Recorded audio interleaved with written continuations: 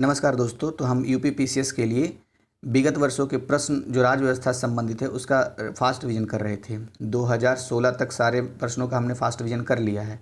अब इस वीडियो में हम 2017 और 2018 के राज्य व्यवस्था के प्रश्नों का रिवीजन करेंगे। सबसे पहला प्रश्न है, लोकसभा का अधिवेशन गठित करने हेतु गण पूर्ति कितनी है? तो गण पूर्ति या कोरम 1/10 भाग होती है, इसलिए इसका सही विकल्प हो जाएगा बी नंबर, सदन के सदस्यों की कुल संख्या का 10वां भाग। और इसकी चर्चा भारतीय संविधान के अनुच्छेद 100 में की गई है। नेक्स्ट क्वेश्चन की तरफ चलते हैं। सूची 1 और सूची 2 को मिलाना है। तो सबसे पहले लिखा हुआ न्यायिक पुनरीक्षण शक्ति का परिसीमन। तो ये संविधान के अनुच्छेद 38वें संविधान संशोधन के तहत इसको लाया गया था। हो सकता है पहले वाले ऑप्शन में आपको थोड़ा कन्फ्यूजन हो, क्योंकि ये पहली बार आया ये विकल्प, लेकिन जो बी सी डी है देखिए कई बार रिपीट हो चुका है। संपत्ति के अधिकार को मौलिक अधिकारों से हटाया जाना, तो ये 44वां संविधान संशोधन के तहत किया गया था। और संपत्ति का अधिकार अब क्या है? एक विधिक अधिकार है, अनुच्छेद 300 क या 300 ए के तहत। फिर क्या लिखा हुआ है? मताधिकार की आयु 21 वर्ष से 18 वर्ष घटाया जाना। तो ये कब किया गया था? ये किया गया था 61वां संविधान संशोधन के तहत। आज भी तो 18 वर्ष में हम लोग वोट डाल सकते हैं, 18 वर्ष के अगर हो गए तो। फिर डी में लिखा हुआ उद्देशिका में पंथ निरपेक्ष शब्द का जोड़ा जाना है, तो ये 42वें संविधान संशोधन के तहत किया गया था। थोड़ा सा एक बार और फास्ट रिवीजन कर लेते हैं इसका। न्यायिक पुनरीक्षण शक्ति का परिसीमन 38वें संविधान संशोधन 1975 के द्वारा। संपत्ति के अधिकार को मौलिक अधिकारों से हटाया जाना, ये 44वें संविधान संशोधन 1978 के द्वारा। और अब ये एक विधिक अधिकार है 300 क के तहत। मताधिकार की आयु 21 वर्ष से 18 वर्ष घटाया जाना 1988 में 61वें संविधान संशोधन के तहत ऐसा किया गया था। और उद्देशिका में पंथ निरपेक्ष शब्द का जोड़ा जाना 42वें संविधान संशोधन 1976। और जब उद्देशिका में पंथ निरपेक्ष की बात कर रहे हैं तो हमें दो बातें याद रखनी चाहिए। पहला क्या, उद्देशिका में एक मात्र बार संविधान संशोधन हुआ है और उसमें 3 शब्द जोड़े गए हैं। और 3 शब्द वो कौन से जोड़े गए हैं? उसमें से एक तो पंथ निरपेक्ष है, 2 और कौन से हैं वो दोनों शब्द को टाइप कीजिए कमेंट बॉक्स में, तो आपको याद हो जाएगा और रिवीजन हो जाएगा आपका। 42वें संविधान संशोधन जब आया, एक फैक्ट और याद कर लीजिए, 42वें संविधान संशोधन को मिनी कॉन्स्टिट्यूशन यानी कि मिनी संविधान भी कहते हैं। 86। भारत में अमेरिका की राजनीतिक व्यवस्थाओं के बीच, भारत एवं अमेरिका की राजनीतिक व्यवस्थाओं के बीच निम्नलिखित में से कौन सी विशेषताएं समान है? तो जो विशेषताएं समान है वो है राष्ट्रपति के पास पॉकेट वीटो की शक्ति। मतलब अमेरिका के राष्ट्रपति के पास भी पॉकेट वीटो की शक्ति है और भारत के राष्ट्रपति के पास भी पॉकेट वीटो की शक्ति है। तो ये समान है, इसलिए विकल्प ए है, यानी केवल 3 इसका सही हो जाएगा। थोड़ा सा देख लेते हैं कि और अन्य जो विकल्प है उसमें क्या है। तो पहला लिखा हुआ था विकल्प अवशिष्ट शक्तियां केंद्र के पास। तो पता है अवशिष्ट शक्तियां भारत में केंद्र के पास है लेकिन अमेरिका में राज्यों के पास है। दूसरा विकल्प क्या है? अवशिष्ट शक्तियां राज्यों के पास। तो ये भी गलत हो गया क्योंकि समानता नहीं है। अवशिष्ट शक्तियां अमेरिका में वहाँ के राज्यों के पास है और भारत में तो राज्यों के पास है नहीं, अवशिष्ट शक्तियाँ केंद्र के पास है। 4th नंबर में लिखा है उच्च सदन में कुछ मनोनीत सदस्य। तो ये प्रावधान सिर्फ भारत में ही है। भारत में राष्ट्रपति 12 राज्यसभा मेंबर को मनोनीत करता है विभिन्न आधारों पर, और जबकि अमेरिका में ऐसा कोई प्रावधान नहीं है। तो ये हो गया। थोड़ा सा ये देख लेते हैं कि पॉकेट वीटो के बारे में, मतलब पॉकेट वीटो किसको कहते हैं, थोड़ा सा रिवीजन कर लेते हैं। किसी विधेयक पर कोई भी कार्रवाई सकारात्मक हो या नकारात्मक न करने की राष्ट्रपति की शक्ति पॉकेट वीटो के रूप में जानी जाती है। मतलब क्या हुआ? मतलब ये हुआ कि जब संसद विधेयक को पास कर देती है तो उसमें राष्ट्रपति अपनी सहमति दे रहा हो या ना दे रहा हो, कुछ कर रहा हो या कुछ ना कर रहा हो, मतलब कुछ कहेगा ही नहीं, ना हाँ में कहेगा ना में कहेगा, रखा रहेगा अपने पास, तो इसे कहते हैं पॉकेट वीटो। भारतीय राष्ट्रपति तथा अमेरिकी राष्ट्रपति दोनों ही पॉकेट वीटो की शक्ति रखते हैं। यद्यपि अमेरिकी राष्ट्रपति की यह शक्ति भारतीय राष्ट्रपति की शक्ति के सापेक्ष छोटी है, क्योंकि उसे विधेयक पर कोई कार्रवाई न किए जाने की स्थिति में 10 दिन में विधेयक को वापस करना होता है, जबकि भारतीय संविधान में राष्ट्रपति हेतु ऐसी किसी समय अवधि का उल्लेख नहीं है। देखिए पूरा बात क्या है ये, मतलब ये हुआ ना कि पॉकेट वीटो के तहत विधेयक पर मंजूरी दे या ना दे, तो इसके लिए 10 दिन में वापस करना होता है अमेरिका के राष्ट्रपति को, वहाँ के पार्लियामेंट को। लेकिन भारत के संबंध में ऐसा कोई प्रावधान नहीं, जितना दिन तक रखना है रखे। कोई संविधान में ऐसा प्रावधान नहीं कि हाँ 15 दिन 30 दिन बाद लौटाना होगा। तो इसीलिए कहते हैं कि भारत के राष्ट्रपति का जो पॉकेट वीटो है ज़्यादा विस्तृत है अमेरिका की राष्ट्रपति की तुलना में। बस यही बात है। लेकिन आपके लिए एक प्रश्न है, ये जो 12 सदस्यों की बात मैंने की, तो राष्ट्रपति जो नियुक्त करता है राज्यसभा में, तो आप मन में याद कीजिए कि कौन कौन से वो आधार हैं जिसके तहत 12 सदस्यों की नियुक्ति होती है। 87 नंबर देखिए, भारतीय संविधान में राज्यों की संघ की संकल्पना को प्राप्त किया गया है। तो कहाँ से प्राप्त किया गया है? ब्रिटिश नॉर्थ अमेरिकी अधिनियम से किया गया है प्राप्त। आपको पता ही है कि संविधान के अनुच्छेद 1 में ये बात चर्चा किया गया है कि इंडिया दैट इज भारत राज्यों का संघ होगा। तो वही बात यहाँ पूछ रहा है। देखिए थोड़ा सा लिखा हुआ है व्याख्या में कि भारतीय संविधान में राज्यों का संघ की संकल्पना ब्रिटिश नॉर्थ अमेरिका एक्ट यानी कनाडा से प्रेरित है। तो British north America act Canada को कहते हैं। अब देखते हैं नेक्स्ट 88 में अभिकथन और कथन है। तो अभिकथन में लिखा हुआ है भारत में न्यायिक पुनरीक्षण का क्षेत्र सीमित है। हाँ है, पता है क्यों? क्योंकि जुडिशरी न्यायिक पुनरीक्षण कैसे करती है? मूल ढांचे के आधार पर करती है और तो कोई आधार है नहीं, तो इसलिए सीमित हो गया। कथन क्या है इसके पीछे? भारतीय संविधान में कुछ उधार की वस्तुएं हैं। तो कथन में जो लिखा हुआ है कि हाँ उधार की वस्तुएं होती है तो सही है। क्यों? क्योंकि बहुत सारे देशों के संविधान से हमने कुछ कुछ सीखा और अपने संविधान में जोड़ा है। तो दोनों कथन एक दूसरे की व्याख्या नहीं करते हैं, हाँ स्वतंत्र रूप में सही जरूर है, इसलिए आंसर इसका बी हो जाएगा। अब 89 निम्नलिखित में से कौन सरकारिया आयोग का सदस्य था? तो सरकारिया आयोग का सदस्य विकल्प के हिसाब से इसका सी हो जाएगा डॉक्टर SR सेन। लेकिन हमारे लिए याद रखने वाले 3 फैक्ट है। पहला फैक्ट क्या? सरकारिया आयोग का गठन किया गया था जून 1983 में। 1983 सिर्फ याद रखिए, 1983 में 1983 में सरकारिया आयोग को गठन किया गया। क्यों किया गया? केंद्र राज्य के संबंधों पर विचार करने के लिए किया गया। तीसरा पॉइंट, इसमें अध्यक्ष कौन थे? न्यायमूर्ति RS सरकारिया। RS सरकारिया इसके अध्यक्ष थे और 2 सदस्य थे, मात्र 2 ही सदस्य थे। उसमें से एक का नाम तो इस विकल्प में दिया हुआ है डॉक्टर SR सेन का, और दूसरे थे P शिवरामन। तो बस यही ध्यान रखना है, P शिवरामन और डॉक्टर SR सेन दोनों सदस्य थे, RS सरकारिया इसके अध्यक्ष थे। और इसी सरकारिया आयोग की अनुशंसा पर ना ये अंतर्राज्यीय परिषद का गठन किया गया था, जिसका उल्लेख संविधान के 263 में है। तो ये थोड़ा याद रखना है फैक्ट। 90 नंबर देखिए, सूची 1 को 2 से मिलाना है फिर से। तो इसमें एक साइड राज्य है, दूसरे साइड राज्य में सदस्यों की संख्या, राज्यसभा सदस्यों की संख्या है। देखिए ये क्वेश्चन जब इस तरह राज्यसभा सदस्यों की संख्या अगर पूछे ना, तो इसका सीधा सीधा तरीका है, एक आउटलाइन मैप लीजिए पॉलिटिकल, और सब में सारे राज्यों में लिख दीजिए वहाँ कितना कितना राज्यसभा के मेंबरों की संख्या है, तो उससे थोड़ा दिमाग में ज़्यादा अच्छे से रहेगा। वैसे यहाँ पर मैं पढ़ देता हूँ।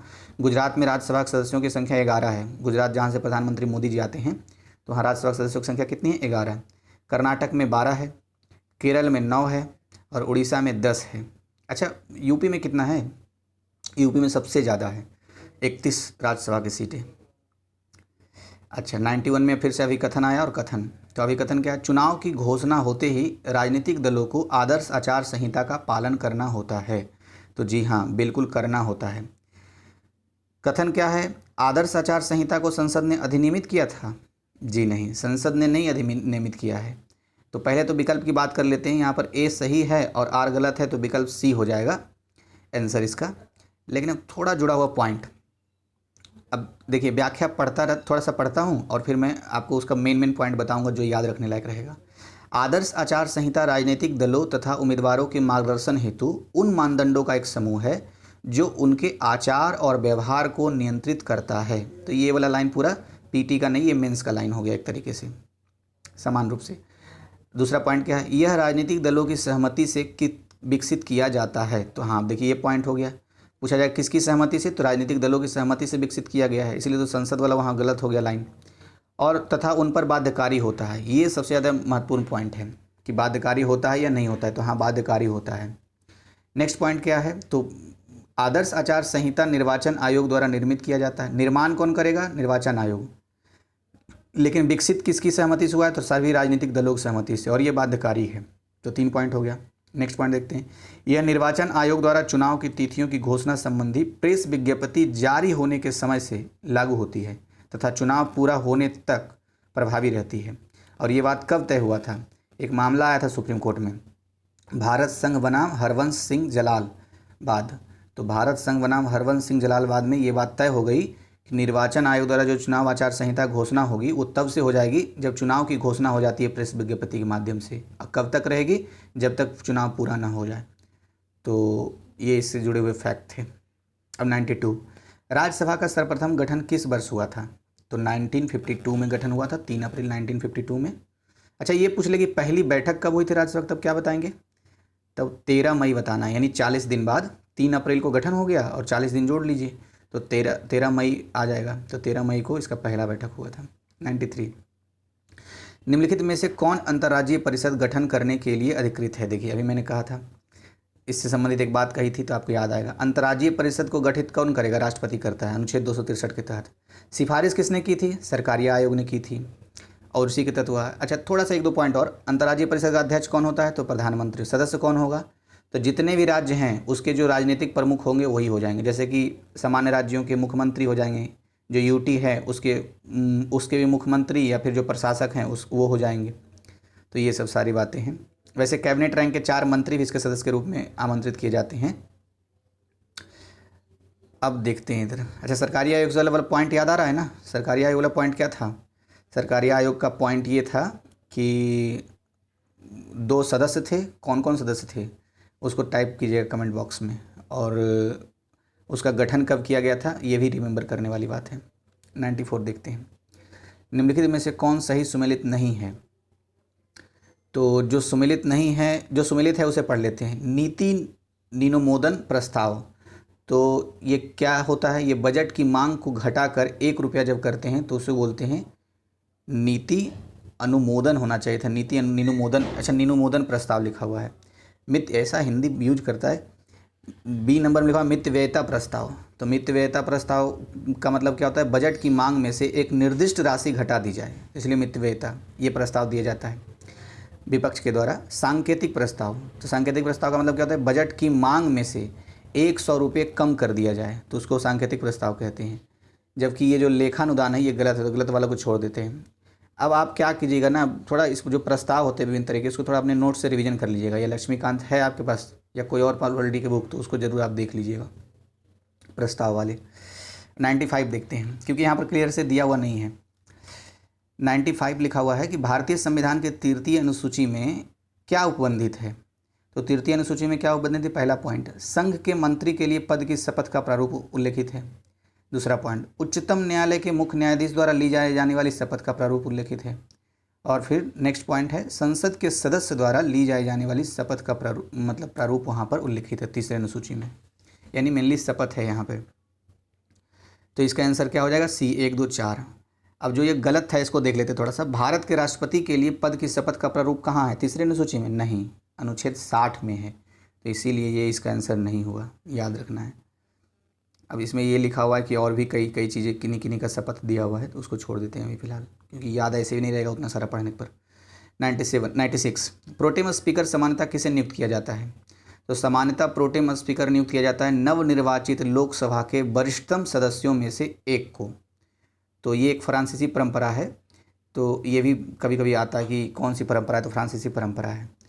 अब याद कीजिए, पिछले वीडियो में हमने प्रोटेम स्पीकर के बारे में पढ़ा था कि इसका क्यों होता है, इसकी नियुक्ति क्यों होती है। सबसे पहले तो नियुक्त कौन करता है? तो राष्ट्रपति नियुक्त करता है, स्वयं शपथ दिलवाता है। और नियुक्त होता क्यों है? क्योंकि ये परंपरा रही है कि जैसे नवगठित जो नए निर्वाचित जो संसद के सदस्य हैं, तो उसकी पहली बैठक से पहले ही जो स्पीकर होते हैं इस्तीफा दे देते हैं। तो अब सवाल है कि नए निर्वाचित सदस्यों को शपथ कौन दिलवाएगा? तो उसके लिए ही राष्ट्रपति इसको नियुक्त करते हैं। और नियुक्त किसको करते हैं? जो वरिष्ठतम सदस्य होता है सामान्य रूप से।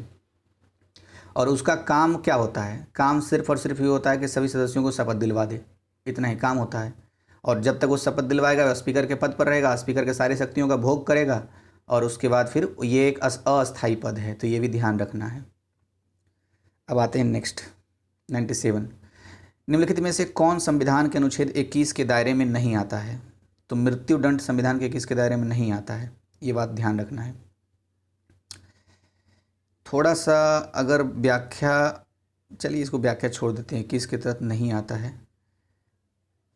98 देखते हैं। निम्नलिखित में से कौन सा एक क्षेत्रीय परिषदों का लक्षण नहीं है? तो क्षेत्रीय परिषदों का लक्षण कौन नहीं है? यह एक संवैधानिक संस्था है, तो जी नहीं। यह एक सांविधिक संस्था है क्षेत्रीय परिषद। अंतर्राज्यीय परिषद पूछे तब वो संवैधानिक संस्था है, क्योंकि 263 में उसका वर्णन है। जबकि क्षेत्रीय परिषद के बारे में ये बात लागू नहीं होती है, एक वैधानिक है, स्टेटरी बॉडी है एक तरीके का। तो ये लक्षण नहीं है। लेकिन है कौन कौन से लक्षण? तो 5 क्षेत्रीय परिषदों की स्थापना राज्यों के पुनर्गठन अधिनियम 1956 के अंतर्गत की गई है, ये है लक्षण। C नंबर में, यद्यपि चंडीगढ़ राज्य नहीं है फिर भी एक क्षेत्रीय परिषद के शामिल किया गया है, तो हाँ ये सही है। D नंबर, यह एक परामर्शदात्री संस्था है, तो ये भी सही है। तो जो सही था उसे भी देख लिए, जो सही क्यों नहीं है उसको भी देख लिए। 99 अभिकथन लिखा हुआ है, भारत एक लोकतांत्रिक देश है, तो हाँ इसमें कोई डाउट थोड़ी है। कथन, भारत का अपना एक संविधान है। बिल्कुल है संविधान, और सिर्फ संविधान नहीं, दुनिया में सबसे बड़ा लिखित संविधान है ये भी, इस पर भी गर्व हमें करना है। तो दोनों वैसे एक दूसरे की व्याख्या नहीं करते, दोनों सही हैं स्वतंत्र रूप से, तो इसलिए आंसर इसका बी हो गया। अब आते हैं 100 नंबर। निम्नलिखित में से कौन संसद सदस्यों का सामूहिक विशेषाधिकार नहीं है? तो सामूहिक विशेषाधिकार है क्या क्या, तो ये देख लेते हैं। चर्चा एवं प्रक्रिया की स्वतंत्रता, ये लोगों की सामूहिक विशेषता है, मतलब लोगों की, संसद के सदस्यों के लोगों की बोल रहा हूँ। दूसरा, संसद के आंतरिक विषयों के संचालन का अधिकार, ये भी उनकी सामूहिक विशेषाधिकार है, इसमें कोई उल्लंघन नहीं कर सकता। डी नंबर, अपरिचितों को सदन से बाहर रखने का विशेषाधिकार, तो ये तीनों है, उनका सामूहिक विशेषाधिकार है। अच्छा, कुछ व्यक्तिगत विशेषाधिकार भी होते हैं, तो उसको भी आप रिवीजन कीजिएगा थोड़ा सा। जो नहीं था वो कौन नहीं था? साक्षी के रूप में उपस्थिति से स्वतंत्रता, तो ये नहीं है ये व्यक्तिगत स्वतंत्रता है दरअसल। सामूहिक स्वतंत्रता मतलब व्यक्तिगत विशेषाधिकार है, सामूहिक विशेषाधिकार नहीं है। साक्षी के रूप में उपस्थित होने की स्वतंत्रता जो न्यायालय की बात होती है। एक बार जरूर देखिएगा व्यक्तिगत कौन कौन से हैं। अब देखिए 101 में पहला कथन क्या है, उसमें से जो मतलब सही है उसको चुनना है कूट को। पहला कथन लिखा हुआ है कि राज्यपाल को उच्च न्यायालय के न्यायाधीश की नियुक्ति का अधिकार नहीं है। बिल्कुल सही बात है, राज्यपाल थोड़ी नियुक्त करता है, तो राष्ट्रपति नियुक्त करता है। दूसरा नंबर क्या है, वह विधानमंडल का हिस्सा नहीं है। वो विधानमंडल का हिस्सा होता है अनुच्छेद 168(1) के तहत। जिस तरह से अनुच्छेद 52 के तहत राष्ट्रपति संसद का हिस्सा होता है, उसी तरीके से राज्यपाल भी अनुच्छेद 168(1) के तहत विधानमंडल का हिस्सा होता है। तो ये तो सही नहीं है, ये तो गलत कथन हो गया यहाँ पर लिखा हुआ जो है। तीसरा नंबर लिखा हुआ, उन्हें विधान परिषद में कुछ सदस्यों को मनोनीत करने का अधिकार है। बिल्कुल हाँ, राज्यपाल 1/6 सदस्य को आर्टिकल 171 के तहत नियुक्त करता है। तो अब ये कथन भी सही हो गया। अब फोर्थ नंबर क्या लिखा हुआ है, उनके पास कोई न्यायिक शक्ति नहीं है, तो ये भी गलत हो गया। न्यायिक शक्ति होती है उनके पास। तो सिर्फ 1 और 3 सही है, इसलिए विकल्प 20 का सही हो गया। अब आपके लिए एक प्रश्न है, अभी एक प्रश्न मैंने बोला था मन में सोचिए कि राज्यसभा के 12 सदस्यों की नियुक्ति किन आधारों पर होती है। अब इसी बात को मैं राज्यपाल पर अप्लाई करके कहता हूं कि बताइए 1/6 सदस्य की जो ये मनोनीत कर रहे हैं राज्यपाल, ये कौन कौन से आधार पर हैं और दोनों के आधार का क्या डिफरेंस है, थोड़ा इसका ऑब्जर्व कीजिए। ऑब्जर्वेशन पावर अपने लगाइए।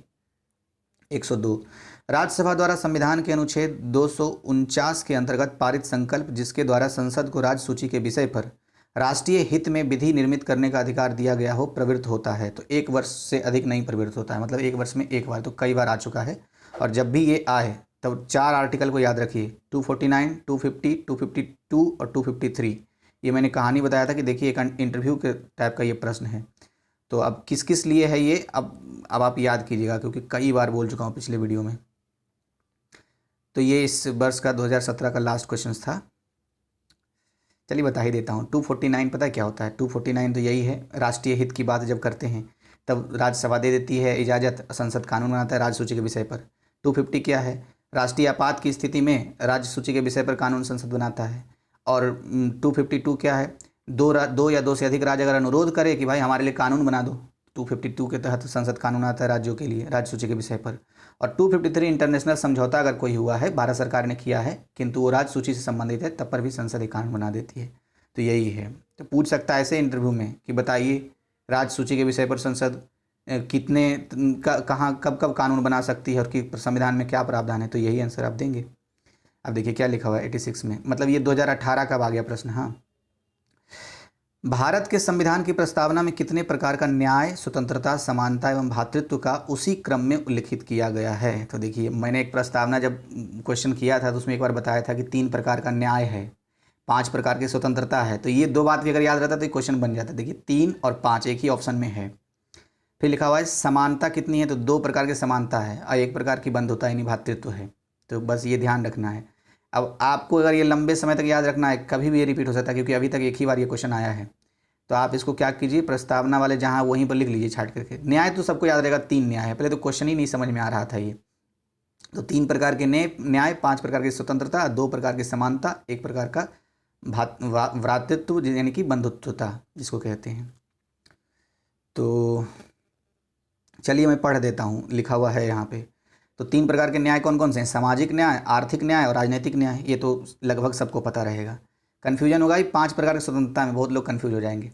विचार की स्वतंत्रता है, अभिव्यक्ति की स्वतंत्रता है, विश्वास की स्वतंत्रता है, धर्म की स्वतंत्रता है, उपासना की स्वतंत्रता है। मतलब कि हम कोई भी धर्म अपनाएं, मेरी स्वतंत्रता है। हम उपासना करें किसी की भी, मतलब पूजा पाठ किसी करें, हमारी स्वतंत्रता है। तो ये सब सारी चीज़ें जो है, ये 5 प्रकार की स्वतंत्रता हो गई: विचार, अभिव्यक्ति, विश्वास, धर्म, उपासना। कोई शॉर्ट ट्रिक बनाइए और उसका याद रखिए। 2 प्रकार की समानता, प्रतिष्ठा की समानता और अवसर की समानता की बात करता है। और बंधुत्व एक ही है, मतलब एक प्रकार के भ्रातृत्व की बात करती है, जो बंधुत्व जिसको कहा जाता है। अब देखिए 87 नंबर, 2017 के राष्ट्रपति चुनाव में यूपीए का उम्मीदवार कौन था? तो सुश्री मीरा कुमार उम्मीदवार थी, और ये पहली महिला स्पीकर रहने का गौरव भी प्राप्त है इनको, भारत की। अच्छा, ये क्वेश्चन से एक चीज़ याद आया। एक हमारे सब्सक्राइबर हैं औरंगजेब अंसारी, पता नहीं मैं नाम सही प्रोनाउंस कर रहा हूँ कि नहीं, तो वो पिछले वीडियो में मैंने डिस्कस किया तो मैं कंफ्यूज था कि ये इनकी पोती थी जगजीवन राम की या बेटी थी। तो उन्होंने बड़ा अच्छा करेक्ट किया था कि नहीं, उनकी बेटी थी सर। तो याद रखिएगा, ये जो सुश्री मीरा कुमार जो हैं, ये हैं पहली स्पीकर तो हैं ही, साथ ही साथ इनके जो पिताजी थे वो भारत के प्रथम श्रम मंत्री रहे हैं, जिनका नाम था बाबू जगजीवन राम, और बिहार से थे ये। तो ध्यान रखिएगा। और औरंगजेब जी, अगर आप सुन रहे हैं इस वीडियो को तो मैं आपको थैंक यू बोलता हूँ, आप ऐसे ही लगे रहिए। अब देखिए 88 नंबर, नीति आयोग का प्रथम उपाध्यक्ष क्या है, कौन था? अच्छा, नीति आयोग का प्रथम उपाध्यक्ष या उपसभापति कौन था? तो अरविंद पनगड़िया थे। लेकिन अभी कौन है? अभी हैं राजीव कुमार। तो याद रखना है, प्रथम पूछे तो अरविंद पनगड़िया, और अभी हैं राजीव कुमार। और नीति आयोग की स्थापना कब हुई थी, ये भी पॉइंट याद कीजिए, 1 जनवरी 2015 को। 89, निम्नलिखित में से कौन सा भारत में भाषा के आधार पर बना पहला राज्य है? तो आंध्र प्रदेश 1953 में हुआ था। ये तो एकदम बिल्कुल हॉट क्वेश्चन है। 90 नंबर, निम्नलिखित में से कौन एक संविधानेतर संस्था है? संविधानेतर संस्था मतलब जिसका वर्णन संविधान में नहीं किया गया है, संविधान से इतर है, इसलिए संविधानेतर बोल रहा है इसको। तो संघ लोक सेवा आयोग तो संवैधानिक संस्था है, क्योंकि अनुच्छेद 315 में है। वित्त आयोग 280 में इसका वर्णन है, तो ये भी है संवैधानिक संस्था। निर्वाचन आयोग का वर्णन 324 में है, तो ये भी संस्था हुआ। जबकि नीति आयोग एक केंद्र सरकार के प्रशासकीय आदेश के तहत स्थापित किया गया 1 जनवरी 2015 को, तो ये संविधानेतर संस्था हो गया, यानी संविधान से इतर संस्था। अब आते हैं आगे, क्या लिखा हुआ है 91, सरकारिया आयोग की संस्तुतियाँ निम्नलिखित में से किससे संबंधित है? तो सरकारी आयोग की संस्तुतियाँ, अभी तो आया ये था क्वेश्चन, देख रहे हैं। इससे क्या समझना चाहिए कि प्रीवियस ईयर इतना इंपॉर्टेंट है, सेम टू सेम क्वेश्चन आ जा रहा है। बताइए, प्रीवियस ईयर बहुत महत्वपूर्ण है, तभी तो लोग कहते हैं कि भाई 20 से 25 क्वेश्चन तो तुम्हारा प्रीवियस ईयर से लड़ जाएगा, अगर अच्छे से कंप्लीट कर लिए सारे सेगमेंट का तब। तो सरकारी आयोग आपको पता ही है आंसर, केंद्र राज्य संबंध से है। अब थोड़ा सा याद कर लेते हैं, सरकारी आयोग के अध्यक्ष कौन थे? पेन उठाइए, फटाफट लिखिए। अध्यक्ष कौन थे? RS सरकारिया थे। 2 सदस्य थे, 2 सदस्यों का नाम खुद याद कीजिए। और इसी की सिफारिश पर अंतर्राज्यीय परिषद का गठन राष्ट्रपति करने लगा, और 263 में इसका वर्णन है अंतर्राज्यीय परिषद का। तो ये सारे पॉइंट हमने देख लिया। इसके 2 सदस्यों के नाम मैं बता देता हूँ, क्योंकि अभी है। तो बी शिवरामन नाम था एक सदस्य का, दूसरा था SR सेन। कब गठित हुई थी? तो कब गठित हुई थी ये बता दीजिए। 1980 से 90 के बीच का एक ईयर है, हिंट दे दिया हूँ। 92, सर्वप्रथम संसदात्मक सरकार किस देश में आरंभ की गई? तो संसदात्मक सरकार की जननी ही कहा जाता है ब्रिटेन को, ग्रेट ब्रिटेन के संसद को, इसलिए विकल्प ए इसका आंसर हो गया। 93, निम्नलिखित में से किसके संबंध में राज्यसभा का अनन्य अधिकार है? तो नई अखिल भारतीय सेवा का सृजन करने में अनुच्छेद 312 के तहत इसका अनन्य अधिकार है, तो याद रखना है। और जब राज्यसभा के अनन्य अधिकार के बारे में बात कर रहे हैं तो फिर से दोहराता हूँ, आर्टिकल 249, 250, 252, 253 ये सबको एक बार रिवीजन कीजिएगा। ये क्या है अभी बताया हूँ इसके बारे में। नई अखिल भारतीय सेवा संविधान के किस अनुच्छेद में लिखा हुआ है सृजन करने का? 312 में, ये भी बात याद रखना है। 94, अच्छा भारत में अभी कितने अखिल भारतीय सेवाएं हैं? 3 हैं। कौन कौन से हैं इसके बारे में आप सोचिए। 94, भारत के संविधान के किस भाग में हम नागरिकता से संबंधित प्रावधान को पाते हैं? तो दूसरे भाग में पाते हैं, अनुच्छेद 5 से 11 में नागरिकता संबंधी प्रावधान है किया हुआ।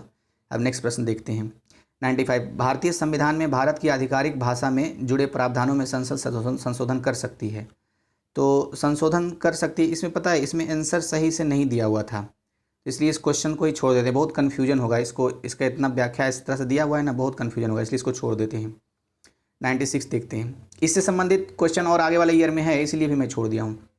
96 देखिए, बिना अनुमति के, और क्वेश्चन तो बीच में नहीं रहा, नहीं, इसकी व्याख्या ही है, बिना अनुमति के कितने दिन संसद से अनुपस्थित रहने पर किसी सांसद को अयोग्य घोषित किया जा सकता है? तो 60 दिन। महीना रहे तो 2 महीना विकल्प में टिक लगाना है, और अगर दिन पूछे तो 60 दिन तक अगर कोई संसद नहीं जाएगा ना संसद में, तो उसका जो स्थान है वो रिक्त कर दिया जाएगा, यानी फिर से चुनाव होगा वहाँ। और इसका वर्णन संविधान के अनुच्छेद 101(4) में लिखा हुआ है। अब आते हैं नेक्स्ट क्वेश्चन की तरफ। समलैंगिकता संबंधी सर्वोच्च न्यायालय का निर्णय निम्नलिखित में से किससे संबंधित है? तो भारतीय दंड संहिता की धारा 377 से संबंधित है, आईपीसी भी कहते हैं इसको। आईपीसी की धारा 377 को आंशिक रूप से असंवैधानिक घोषित कर दिया गया सुप्रीम कोर्ट के द्वारा। ज्ञातव्य है कि आईपीसी की धारा 377 अप्राकृतिक यौन संबंधों से संबंधित है। अब देखिए 98, राज्य के नीति निर्देशक तत्व सहज अध्ययन के लिए निम्न में से कौन से भागों में विभाजित किए जा सकते हैं? तो उपरोक्त सभी में किए जा सकते हैं। समाजवादी कुछ आर्टिकल्स हैं, कुछ गांधीवादी आर्टिकल्स हैं, और कुछ उदार बौद्धिकतावादी आर्टिकल्स हैं, तो इसका विकल्प डी हो जाएगा। अच्छा, जब हम ये राज्य के नीति निर्देशक सिद्धांतों के बारे में बात कर रहे हैं तो 2-4 पॉइंट याद रखिए। जैसे भाग 4 में इसका उल्लेख है, अनुच्छेद 36 से 51 तक इसका उल्लेख है, आयरलैंड के संविधान से ये प्रेरित है, तो ये सब सारी चीज़ें हैं।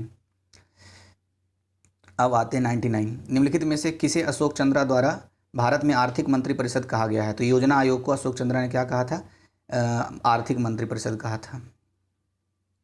अब देखिए 100 नंबर, भारतीय न्यायिक व्यवस्था में जब जनहित याचिका को शामिल किया गया उस समय भारत के मुख्य न्यायाधीश कौन थे?